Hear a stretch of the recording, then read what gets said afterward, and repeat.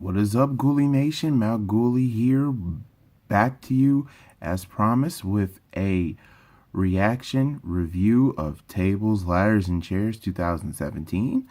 The show just ended. Well, I just finished watching Raw Talk, but the show ended about like maybe 15 minutes ago.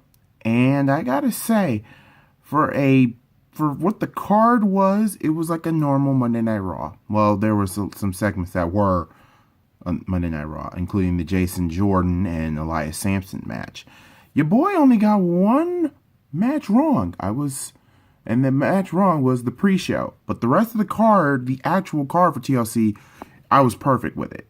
But to make a long story short, here we go. We're going to rate the matches how they were. Okay, so overall, as the whole pay-per-view is concerned, I actually kind of enjoyed watching Tables, Ladders, and Chairs tonight.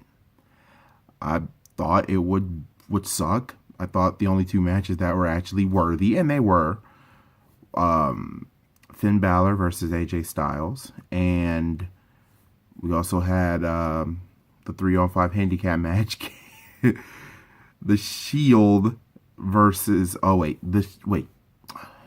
Shield 2.5 versus Miz, The Bar, Braun Strowman, and Kane.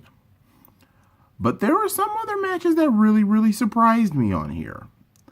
Overall, would I watch this show again? Yeah, I will. There's probably one match that I would probably skip through in this pay-per-view. But I actually enjoyed Tables, Ladders, and Chairs tonight, guys. I don't know. I just enjoyed it. I enjoyed it. It's more like a C+, B- show. That's what this show is. It was decent to okay. This is a decent to okay pay-per-view. It's rewatchability, maybe once or twice to look at. So, without further ado, let's review the match, shall we? The pre-show, the only match that I got wrong. Sasha Banks versus Alicia Fox. It was physical, left and right. I thought it would have made more sense for Alicia to win, even though WWE is pushing her new T-shirt. That is seriously it's right there. If you go to WWEshop.com, it is right there, new. And I thought that they would do that, but they didn't. And Sasha Banks wins. She makes Alicia Fox tap out with a bank statement. I'll give it a 2 out of 5. It was okay. Now the main card. Auska versus Emma. I gotta give it to Emma. Emma kind of got a little offense. Auska, as expected, won.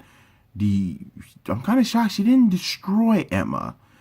She just basically played around with Emma a little bit. But for her debut match, I've seen Auska wrestle.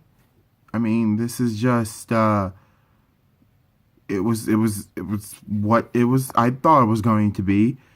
I would give it probably maybe a 2.5 out of 5.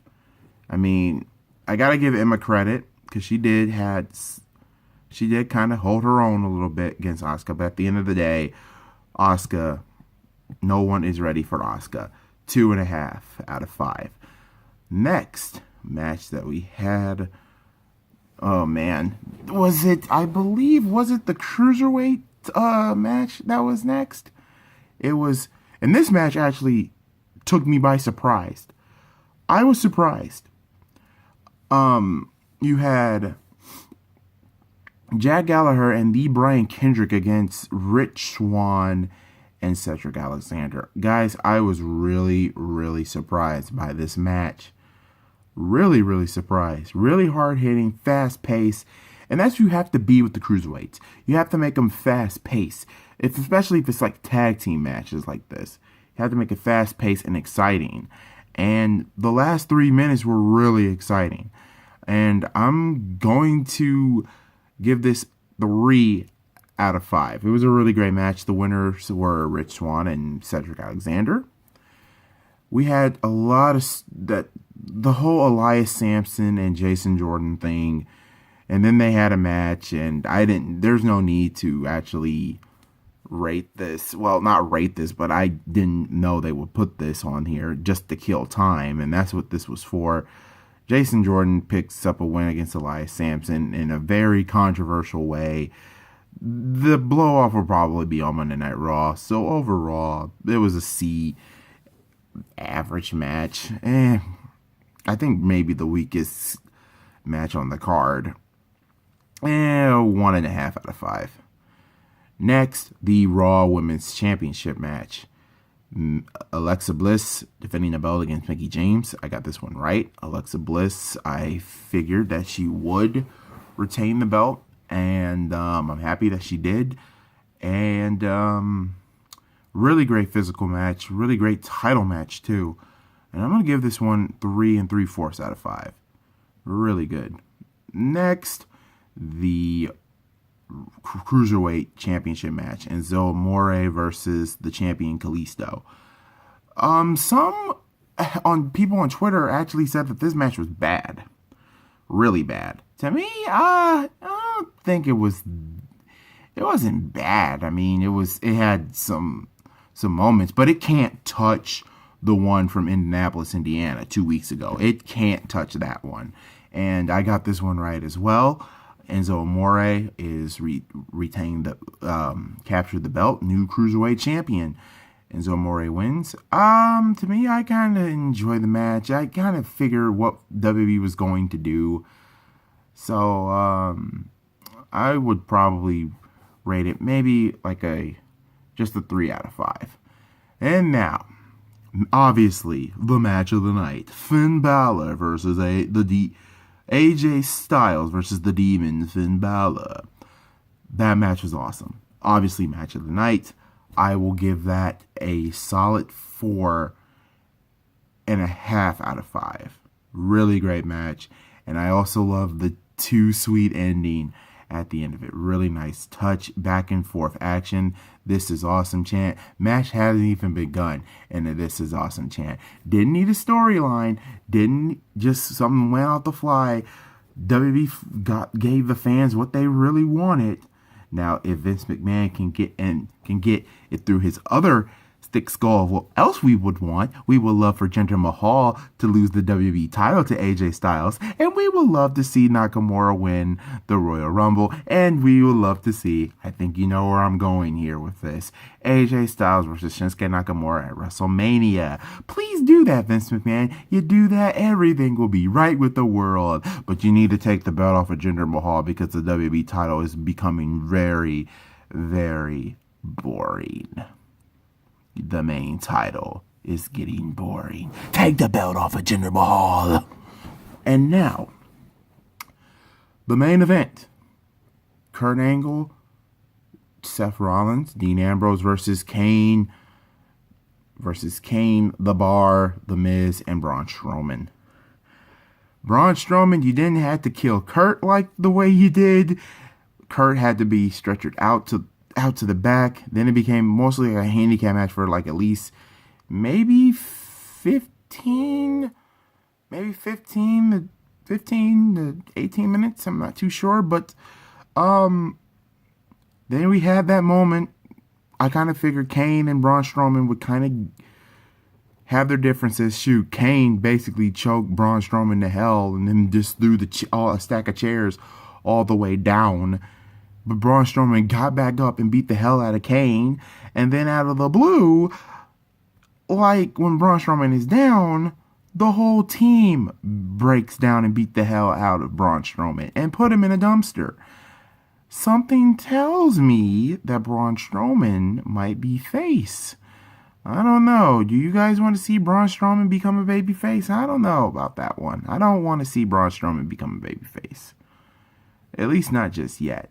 I mean, he is over with the crowd. The crowd does love him. I mean, it's just a babyface.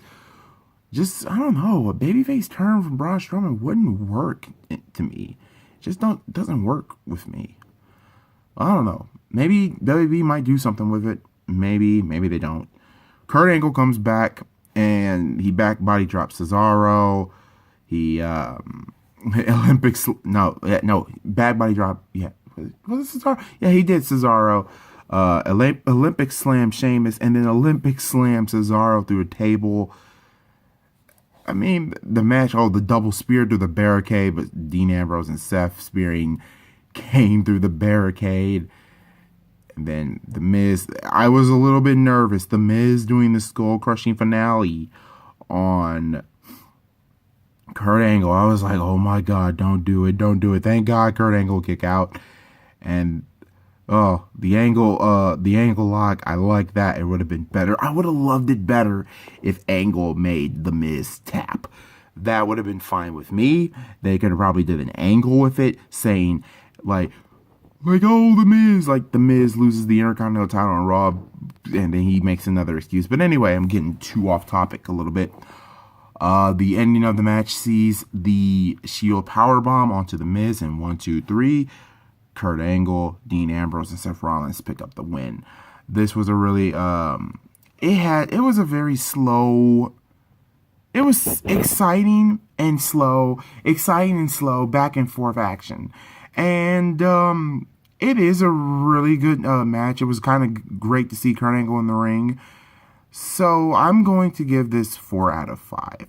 So that's it, guys. Overall, like I said, this is a C+ to B- pay-per-view. It's worth it's playability. Probably like maybe if you give it a view or 2 or 3, it's okay. It's just an okay, decent to an okay pay-per-view. Let me know in the comment section below on what you thought about the whole show. And if you're new to the channel, leave a like, comment, and hit the subscribe button. Hit the bell button on the right corner of your screen where it said the subscribe button. When you subscribe, that's why you get all my notifications of all the videos that I posted. So that's all I have for you guys today, for tonight. Let me know in the comment section what you thought about Tables, Ladders, and Chairs. I thought it was an okay show. C+ to B-. You guys let me know in the comment section. I am Malguli, and I will see you all again next time. Peace out, everybody. God bless you all. Enjoy the rest of your night.